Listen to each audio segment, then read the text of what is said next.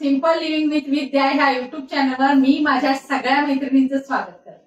आज आपण म्हैशीच्या चिकापासून खरवीस करायचं आहे।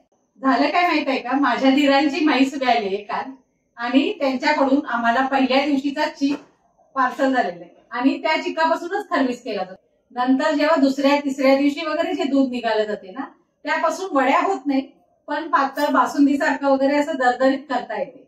पण वडीसाठी हा पहिल्या दिवशीचा चीक लागतोय आणि तो चीक आपल्याकडे आलेला आहे आणि आता त्यापासून कशी मस्त अशी वडी करायची ते आता आपण बघूया। खरवीसला लागणारं जे साहित्य आहे ना ते असं आहे। हे आहे ना चिकाचं दूध आहे, ह्याचा रंग वेगळा असतोय बघा, साधारण पिवळसर रंगाचं आहे। त्यानंतर हे आपलं नेहमीच्या वापरातलं दूध आहे, दोन्ही पण मी समप्रमाणात सेम ग्लासनं घेतलेले। त्यानंतर हा गुळ आहे, साधारण 100 ग्रॅम आहे, पण तुम्हाला हवा तर तुम्ही थोडंसं कमी किंवा जास्त हे प्रमाण करू शकतोय, हे आपल्या आवडीवर आहे गोडाच्या। त्यानंतर ही सुंठ पावडर आहे 1 चमचा आणि ही वेलदोडे आणि जायफळची पावडर आहे।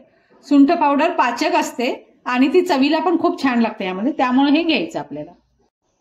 आता एका बाउलमध्ये ना आपल्याला हे सगळं साहित्य घ्यायचंय। चिकाचं दूध जे आहे ना ते आता आपल्याला यामध्ये ओतून घ्यायचंय। त्यानंतर समप्रमाणात असलेलं आपलं साधं घरचं दूध,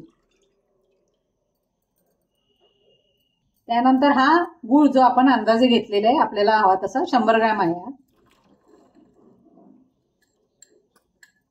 ही सुंठ पावडर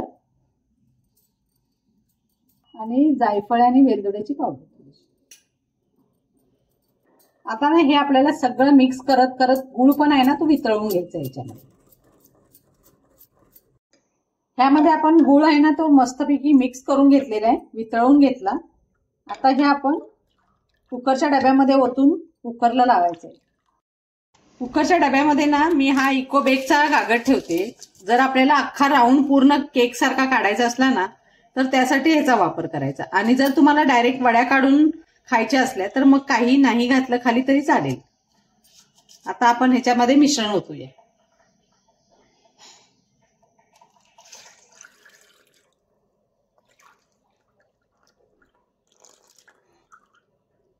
हे स्टीमरचं वरचं भांड आहे जाळीचं, त्यामध्ये मी हा डबा ठेवते आता व्यवस्थित। स्टीमर मध्ये मी खालच्या भांड्यामध्ये पाणी घेतलेलं आहे आणि हे सेम तुम्ही कुकरमध्ये पण करू शकताय।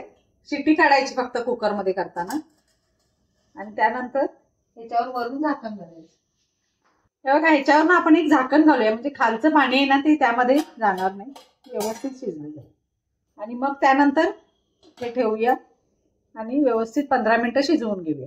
मोठ्या गॅसवरच आपल्याला हे शिजवून घ्यायचंय, गॅसचं फ्लेम फुल आहे। आता 15 मिनिटं झालेली आहेत, आता आपण उघडून बघूया। झाकण काढूया याच्यावरचं, हा आता डबा काढून घेऊया आपण। हे टोचून बघूया आपण शिजलं काय। हे बघा मस्त असं शिजलेलं आहे, त्यामुळे आता आपण थंड होऊ देऊया आणि मग साईडनं थोडंसं हे करून सगळं पूर्ण काढूया बाहेर।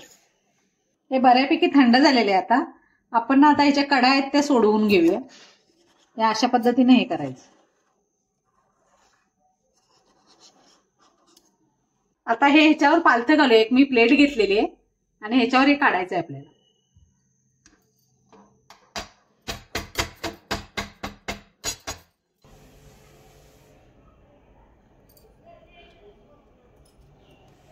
आता इको बेक पेपर जो आपण घातलेला आहे ना, बटर पेपर, तो काढून घेऊया।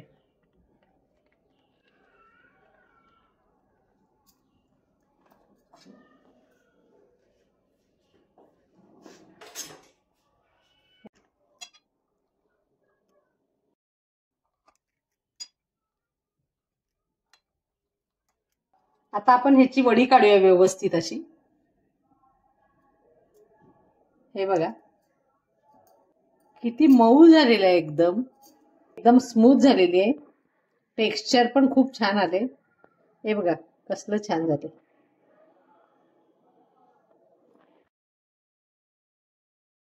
अशा पद्धतीने आपला खरवीस तयार झालेला आहे, एकदम सॉफ्ट आहे, मलईदार आहे, एकदम खाताना इतका छान क्रीमी असे टेक्स्चर आलेलं आहे ना, जसं काय तुम्ही आईस्क्रीमच खायला लागलाय। आणि हा हेल्दी पण आहे, बरीचशी जुनी लोक हे खाताना घाबरतात, पण तसं काही नाही। खरवीस अतिशय पौष्टिक पदार्थ आहे। तुम्ही पण ना जर तुमच्या घरी कुणी कच्चं दूध दिलं तर अशा पद्धतीने खरवीस करा आणि मस्त अशी त्याची मजा घ्या। थँक्यू।